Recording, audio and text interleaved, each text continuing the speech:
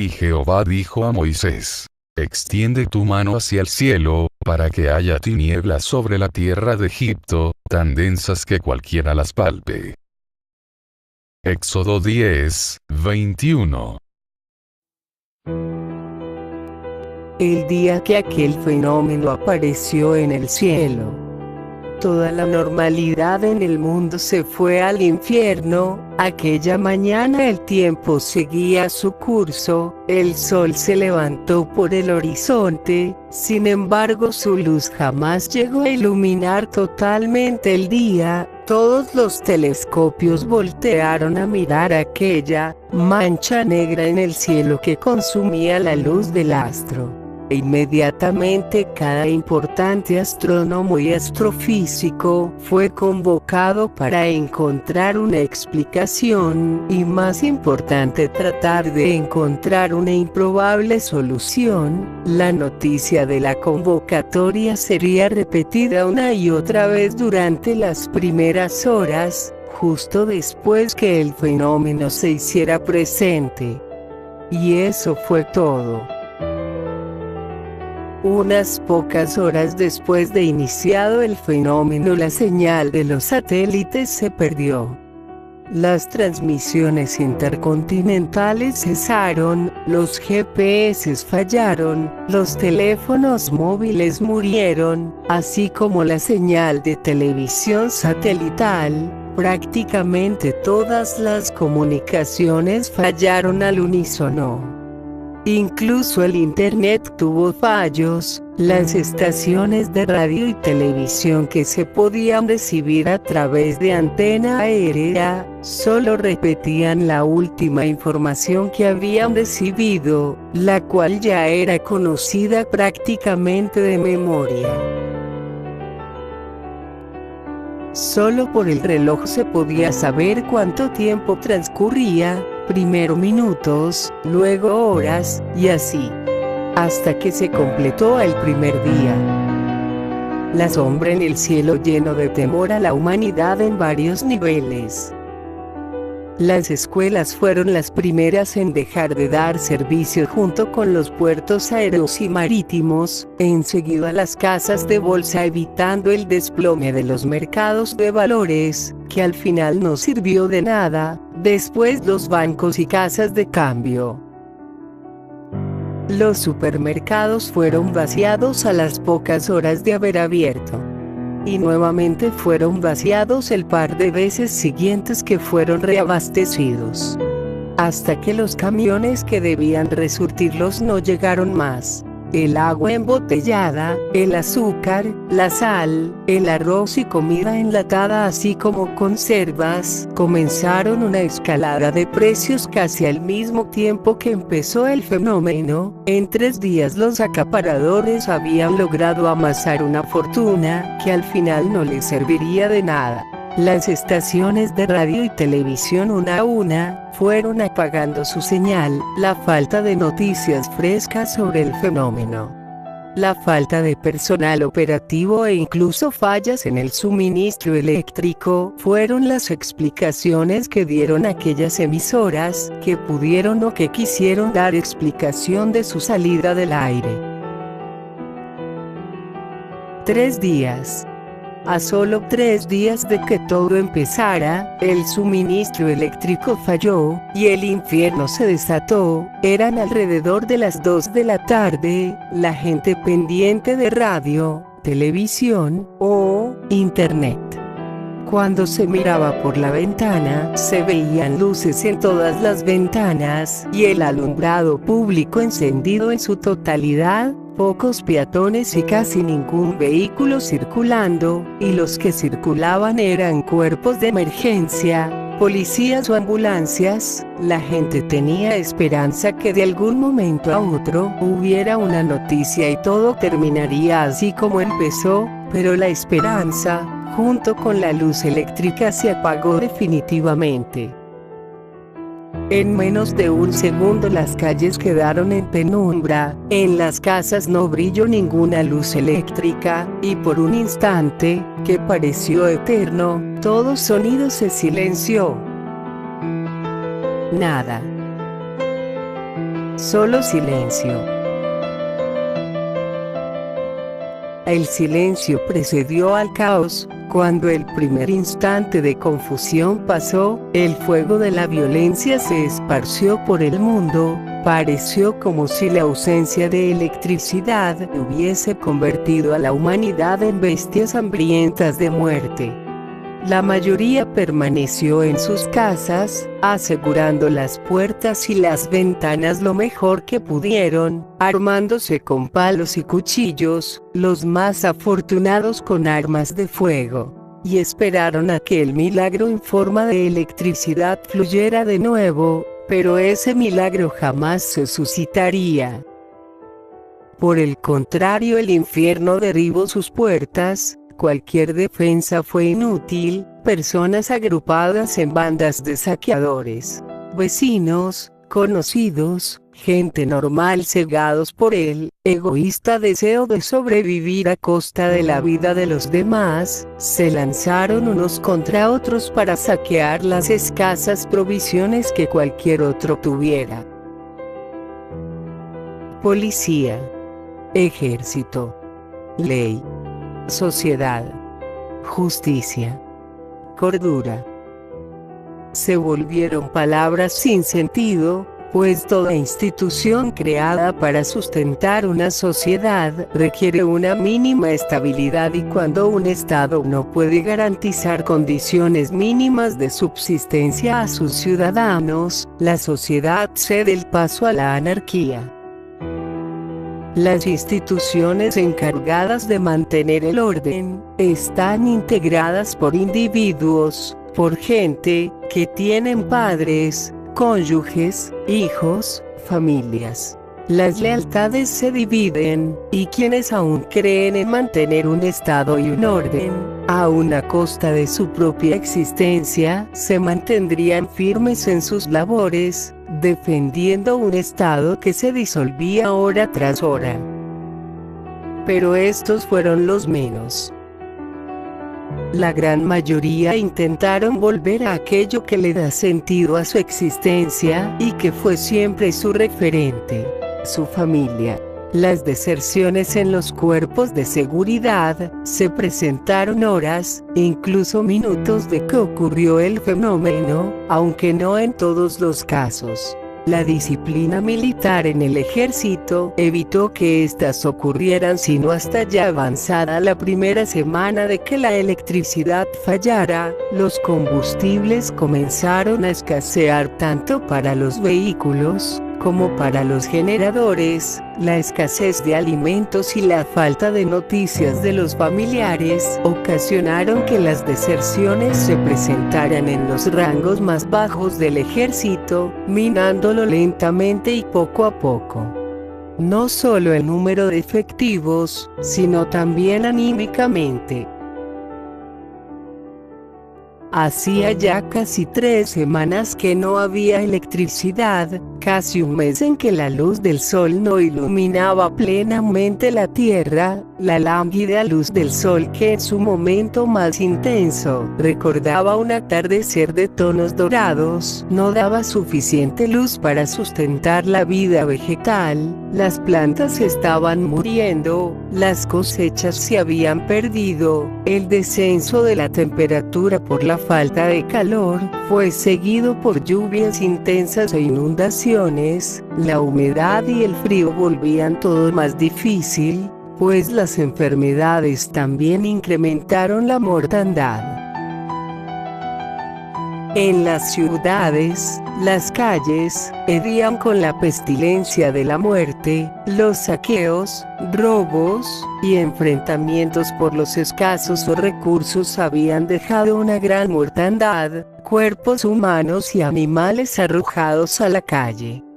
La gran mayoría habían sido dejados ahí, donde habían caído, destinados a pudrirse en la penumbra.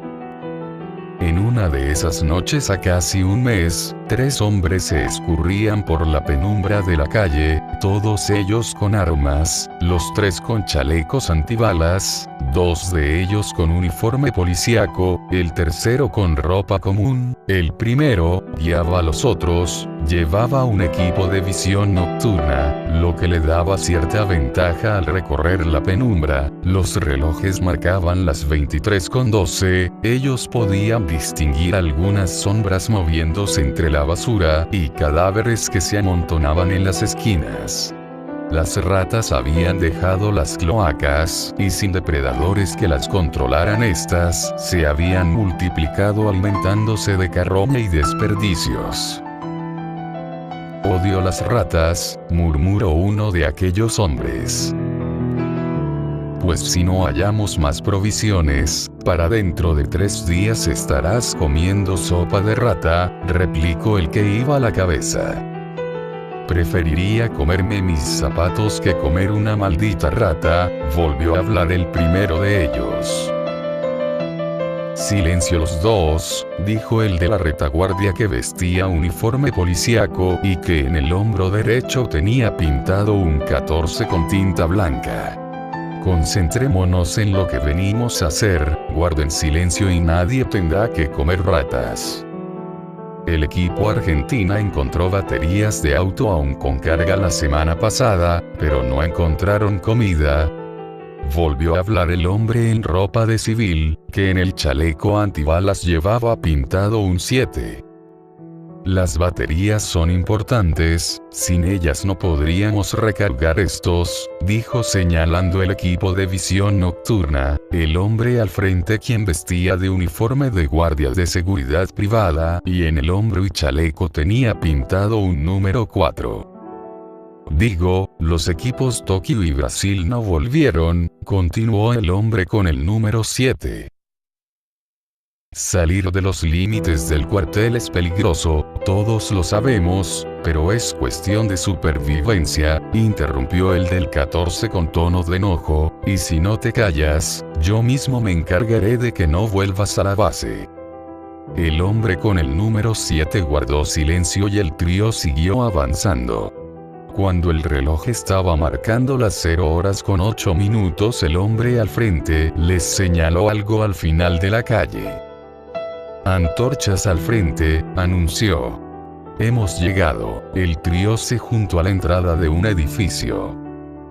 «El equipo Tokio fue enviado aquí, a esta dirección, y no regresaron», dijo el hombre en uniforme de policía con el número 14 pintado. «Debe haber trampas y vigilancia, así que debemos movernos con cuidado. A partir de aquí vamos por las azoteas». El del número 14 señaló la puerta del edificio, el civil con el número 7 en la ropa se acercó y revisó. La puerta había sido derribada tiempo atrás, esta solo estaba sujeta por una bisagra en la parte inferior. Con cuidado el del número 7 la empujó, la puerta se abrió, pero en un punto el peso de la parte superior se salió de balance y la puerta cayó sobre la pared a su derecha. El ruido fue mínimo, pero en medio de una noche absolutamente silenciosa pareció resonar como un cañonazo. El 7 entró cuidadosamente, el interior estaba oscuro, los otros 2 montaban guardia afuera. Esa zona hacía décadas había sido una céntrica colonia con edificios de departamentos. El paso del tiempo y el crecimiento de la ciudad la habían dejado relegada y algo descuidada. El conjunto de departamentos en que entraban era muy viejo. En la planta baja la puerta de entrada conducía por un pasillo hasta un pequeño patio central. De ahí podían dirigirse a cualquiera de los 3 edificios de 4 pisos que comprendían el conjunto. El número 7 caminó pegado a la pared, buscando no activar alguna trampa o alarma, si es que alguien había tomado la precaución de ponerlas. Para su fortuna no había ninguna. Llegó hasta el patio central, y desde ahí lanzó un corto silbido, y en pocos segundos los 3 se encontraron en el borde del patio. El del número 4, con ayuda de la visión nocturna, escudriñaba las ventanas en busca de alguna señal, de alguien que se hubiese percatado de su presencia. Después de terminar que no eran vigilados, el trío empezó a subir a las escaleras, siempre con la misma precaución. Una vez que llegaron al techo, estudiaron la forma de llegar hasta el perímetro que marcaban las antorchas. Estaban a 1,5 cuadras, lo más difícil iba a ser cruzar la calle para llegar a la otra cuadra. Al llegar a ese punto vieron que el edificio del otro lado de la cuadra era de una sola planta y junto a él un poste de alumbrado que quedaba justo en la esquina. Engancharon una cuerda al poste de alumbrado y otra al edificio en que estaban y con precaución llegaron del otro lado. Tardaron media hora más en llegar hasta el borde iluminado de antorchas. La observación inicial mostró que aquel perímetro marcaba el borde exterior de una zona que servía como refugio para algunos supervivientes. Me gustaba más cuando éramos 5, dijo en un susurro el número 4, sin apartar la mirada del objetivo a vigilar. Estoy de acuerdo, todo era más fácil cuando éramos más, murmuró el 14. Pero ya sabes, no hay reemplazos, solo hasta que quede uno, y entonces se va con otro equipo. Los tres guardaron silencio por unos segundos, ninguno de los tres se distraía de su vigilancia sobre aquel punto. Algunas moscas comenzaron a revolotear sobre ellos. ¿El equipo Italia habrá llegado hasta las antorchas?, preguntó 7.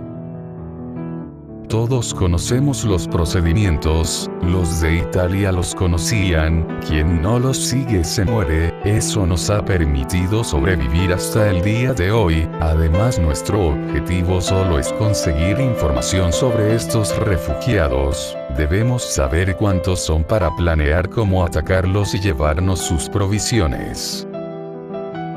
Esto no me gusta, replicó 7.